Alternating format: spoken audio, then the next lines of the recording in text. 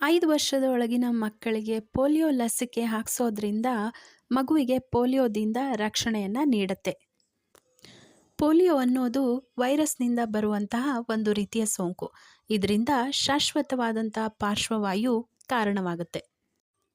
ನಮ್ಮ ದೇಶದಲ್ಲಿ ಪೋಲಿಯೋ ಸಂಪೂರ್ಣವಾಗಿ ಕಣ್ಮರೆಯಾಗಿದ್ರೂ ನಾವು 5 ವರ್ಷದ ಒಳಗಿನ ಮಕ್ಕಳಿಗೆ ಪೋಲಿಯೋ ಲಸಿಕೆಯನ್ನು ಕಡ್ಡಾಯವಾಗಿ ಹಾಕಿಸ್ಲೇಬೇಕು. ಯಾಕೆಂದರೆ ನಮ್ಮ ನೆರೆಹೊರೆ ದೇಶಗಳಲ್ಲಿ ಇನ್ನೂ ಈ ಪೋಲಿಯೋ ಸೋಂಕು ಕಾಣಿಸುತ್ತೆ. ಪೋಲಿಯೋ ಅನ್ನೋದು ಸಾಂಕ್ರಾಮಿಕ ಆಗಿರೋದ್ರಿಂದ ನಾವು ಮಕ್ಕಳಿಗೆ ಲಸಿಕೆ ಹಾಕಿಸಿದಾಗ ನಾವು ಪೋಲಿಯೋ ಹರಡೋದನ್ನು ತಡೆಗಟ್ಟೋದಕ್ಕೆ ಸಹಾಯ ಆಗುತ್ತೆ. ಇದರಿಂದ ನಾವು ನಮ್ಮ ಮಕ್ಕಳ ರಕ್ಷಣೆ ಜೊತೆಗೆ ಬೇರೆ ಮಕ್ಕಳ ರಕ್ಷಣೆಯನ್ನು ಮಾಡ್ದಂಗೆ ಆಗುತ್ತೆ. ಡಿಸೆಂಬರ್ 21ರಿಂದ 24ರವರೆಗೆ ಪೋಲಿಯೋ ಅಭಿಯಾನ ಇದೆ.